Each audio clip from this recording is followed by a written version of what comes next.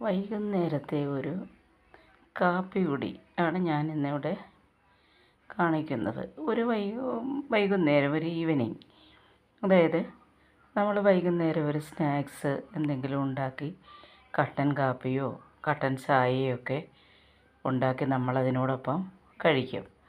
അപ്പോൾ അത് കഴിക്കുന്ന സാധാരണ നമ്മൾ ഡൈനിങ് റൂമിലൊക്കെ വെച്ച് ആണ് നമ്മളത് കഴിക്കുന്നത്.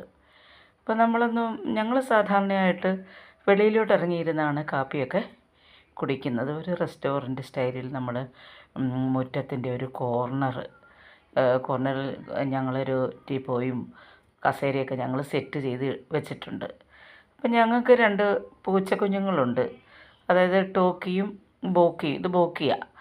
അപ്പോൾ അവരോട് ഒക്കെ ഒപ്പമുള്ള ഒരു വൈകുന്നേരത്തെ ഒരു കാപ്പി കുടി വളരെ രസകരമാണ്. പ്രകൃതി ഭംഗിയൊക്കെ ആസ്വദിച്ച് നമ്മൾ കഴിക്കും. ഞാനിന്നിപ്പം കഴിക്കുന്നതിന് വേണ്ടി ഉണ്ടാക്കിയിട്ടുള്ളത് ഇലയപ്പമാണ്. ഇലയപ്പം ഉണ്ടാക്കിയത് വട്ടയിലയിലാണ്. ഇതാണ് വട്ടയില എന്ന് പറയും.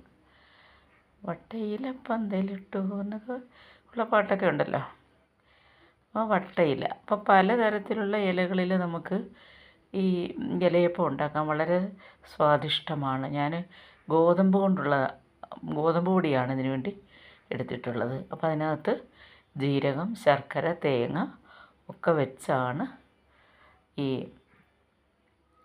ഇലയട ഉണ്ടാക്കിയിരിക്കുന്നത്. അപ്പോൾ ഇലയപ്പം ഞങ്ങളുടെ നാട്ടിൽ ഇതിന് വത്സൻ എന്നൊക്കെ പറയുമായിരുന്നു. ഇലയട, ഇലയപ്പം എന്നൊക്കെ പറയുന്നത് വളരെ സ്വാദിഷ്ടമാണ്.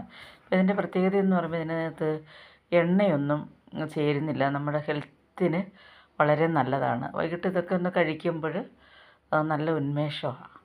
അപ്പോൾ അത് ഇവർക്ക് 2 പേർക്കും അതങ്ങ് ഇഷ്ടപ്പെട്ട്. കണ്ടില്ലേ, മധുരം കഴിക്കുക. അവർക്ക് ഞങ്ങൾ ക്യാറ്റ് ഫുഡാണ് കൊടുക്കുന്നത്. എന്നാലും എരിവും ഉപ്പും പുളിയും ഒന്നും ഇതിന് കൊടുക്കരുതെന്നാണ് പറഞ്ഞിട്ടുള്ളത്. ഞങ്ങളതിന് ക്യാറ്റ് ഫുഡ് കൊടുക്കും. പിന്നെ ഇങ്ങനെയൊക്കെയുള്ള കാര്യങ്ങളൊക്കെ കൊടുക്കും. മധുരമുള്ള കേക്കും ഒക്കെ ഇതിന് കൊടുക്കും. ഇതിന് ഇഷ്ടമാണ്. അത് കുറച്ചൊക്കെ ഞങ്ങളതിനും കൂടെ ഷെയർ ചെയ്യാറുണ്ട്.